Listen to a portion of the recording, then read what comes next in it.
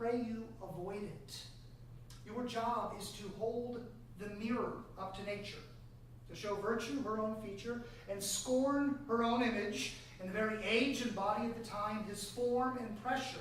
Now this or done, or come tardy of, though it make the unskillful laugh, cannot but make the judicious grieve. The censure of the one which must in your allowance o'erweigh a whole theatre of others. And let those that play your clowns speak no more than is set down for them. Go, make you ready. Thank you. Do you have any questions? Questions?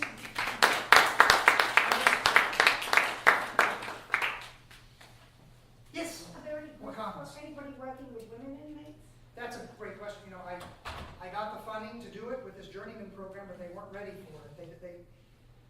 They felt that because the women's prison is sort of a classification center, they're not there for a long period of time, the one that's close to us. So they felt that they couldn't commit to the program, but my goal is to start probably a playwriting. We've done some playwriting work at the women's prison, incorporated with Shakespeare. I just started the Home of the Innocents program as boys and girls, but our goal is this time, next year at this time, that we'll be doing 2 new juvenile all-girl programs. So next year, but not the adult women yet. So yeah. Just to say that Art Spot Productions, Kathy Randalls, actually does this at St. Gabriel's. Oh wow. Here in Louisiana, and she's been doing it for, I guess now about 8 years, 9 years. She and what's her name? A dancer from I just can't remember her name now, but they've been doing this at St. Gabriel's. Oh wow. In our program, it didn't start as a theater program, but it was books behind bars, and then they just started reading it out loud in the first year, and that's kind of how our program was born.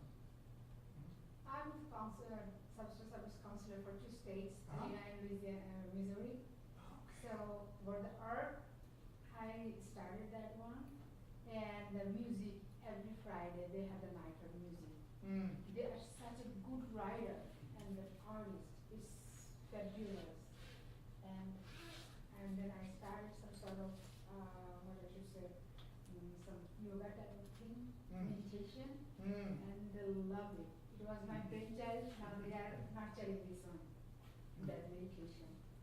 And there are so many, when I first started this one, there are 32 in my first class, and after that, everybody was crying that we did not feel that kind of peace in mind for the last 10, 12, like this year.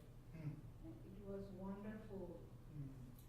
But you know, in prison there are so many rules. If I could put them on the floor, that could be more, successful one.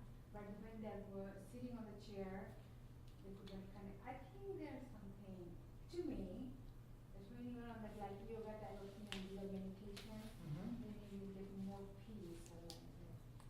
It was really nice. We actually we meet in the chapel, So and it's really fitting that this work. It's fitting that we're in the chapel. So when you are telling every single thing, I'm not here. I was. Brings you back. Yes. That's cool. This is really nice. Yes. What sort of technology do you have to facilitate what you're doing? Like, do you have PowerPoint? Are you able to do that sort of thing? I'm guessing no. No, I just bring in a bag and a book. Really is. No, we really don't, and it's just nothing's permitted. Yes, you're not allowed to do that. Yeah, I was just wondering, when you do drama, it's often very cathartic. So I wonder how you handle that. I mean, what kind of training do you have? I mean, are you trained as a psychologist? No, I'm not. No, I'm not. Yeah. And it is very much like a support group, though, and the guys do a lot of mentoring each other. But yeah, Yeah, I noticed definitely. that in one of the scenes. And I'll never ask them to share something. If they choose to share something, it's always, there's never that invasion. But it must come out sometimes. It does. Yeah, it must. It must Absolutely. come out frequently. Julie Bartow, who co-founded this with Kurt Tofflin, is a psychologist, and it was originally, yeah, just me and the guys, and they do a lot of self-coaching. I have another experience I'd like to share with you. That I encourage them to write their, biography.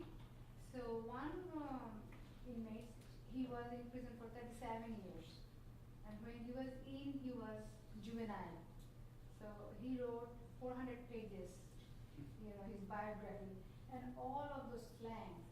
And when I first read it, I said, no, I cannot do that because this is so, I came from different culture and that, word they're using. And he said that, Miss Mustafa, if you want to understand me, you have to understand this language. This is the way I just grew up.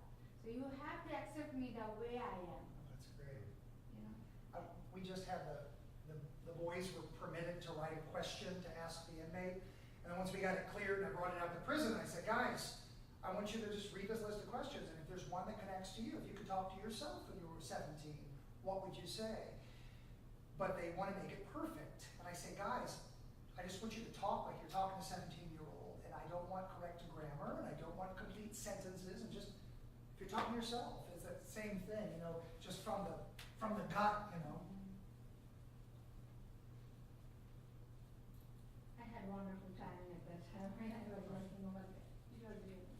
Which I've been showing that the documentary for a few years now, and after reading The Tempest, and it always goes down really well, and I love it. And one of the most kind of fascinating aspects, and you brought this up, is to see the inmates kind of connect with the themes of the play, in this case The Tempest, right, with the documentary, and then to kind of apply that to their own lives. And it works really well with The Tempest, of course, as they point out. It's on an island, and you've got an authority figure who controls everybody on the island. So it's very analogous to a prison situation. So I guess my question was, what other plays that you've done work as well in that way? Usually I have an idea of why I'm choosing it, and I won't necessarily tell them why, but if I just feel, and Kurt chose The Tempest that year because we had a lot of veterans who might be leaving, and a lot of different reasons. The Merchant of Venice was amazing, and the connections they made in the trial scene. And this was at a time when the climate was pretty uneasy. We had a prison riot at North Point where they burned the prison, and it made national news, and a lot of tensions, and with this idea of wanting revenge, and that was pretty intense exploration. My very first year, I chose Macbeth, and I originally just picked it because the Shakespeare Festival was doing it as well, so we were going to have this partnership, and that turned out to be a really intense first choice. When you're coaching a guy who's taken a life, and he's playing Macbeth, and so there was a great learning curve there. But and we're doing Richard III right now. Okay. And there's always something. It's just that's why it's so universal. It's just so rich. There's always something to connect with. It's funny that you said Merchant of Venice, though. I teach that regularly in my freshman English classes, and I just found that the themes of the play just lend themselves really well to the students' lives and their experiences. And I always kind of preface it by saying that this is at least since the economic crash in 2008, I said this is a play about kind of what happens when money is tight, and how groups become kind of clannish in their behavior and turn against each other, that in better times might be more kind of forgiving towards each other. This psychiatric center for boys that I started 2 weeks ago, this residency, and that's the very first piece of text that I chose was a choral reading of If You Prick Us, Do We Not Bleed, and saying, how many people have experienced prejudging prejudice, okay? Look, our skin may be different color, or we may look that it would look different. If you prick us, we're going to bleed. And it's just the connections right away. They owned it. Oh yeah, I've been treated differently, and juicy play. Yeah. And next year I want to do a comedy. We haven't done, I know that's a comedy, but Yeah. something that we might, I'm looking at, and there's always something rich, even in his comedies, that I think they'll is it hard to get them? I saw a little bit of that tension in the documentary, but is it hard to get them sometimes? I'm assuming the culture is quite a macho one. Is it hard to get them to play female parts or play younger parts, or show a tender side? The Juliet we had was one of the toughest guys on the yard, and he was a former skinhead who reformed his ways. He's tattooed head to toe. And he came in, it was his second year, and he said he wanted to play Juliet. And I found it interesting that he said, usually it's, well, this connects to my life, and I want to do this. He said, I want to play Juliet because of what I can't connect to. You talk about a transformation. Wow. Stunning Juliet and truthful, and he's also Lady Anne in here he's played another one in Richard III. Wow. So sometimes though, the guys who play they end up playing a woman because nobody else would take it. You know? But we don't do full drag, so we'll put something that just represents their headpiece, or they always wear their khakis underneath, and we just do overlay costumes. But Big G from the documentary was the nurse in Romeo and Juliet last year, just a hulking nurse, and it just worked. And he's playing Richard III right now. Oh, So there are a great. couple of the documentary guys are still there. Great.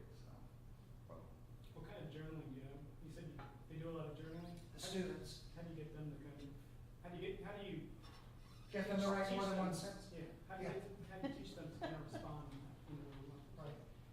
That's why I have some help from my playwright. So we'll do the writing workshop early in the process, and that's a challenge, is getting them to write about their discoveries. They're so short. They're so short. So how? Why? You know. But I mean, do you give them some feedback at first? with the playwright. No, okay. And we'll keep their journals and I'll kind of look at them to see if there's something that I can encourage to expand. But usually, right after they've written it, I'll give it back to them and say, well, can you shoot? But it's difficult to get them to write about it.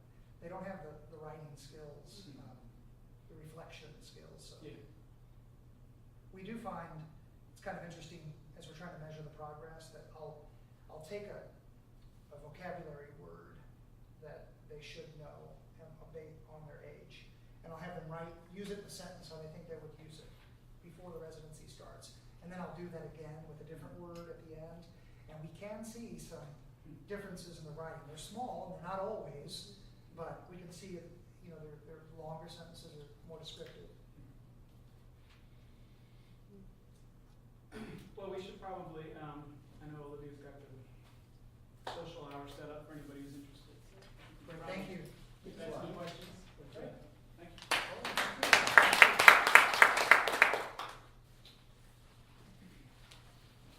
And we're down in the conference room, if anybody's heading down that way.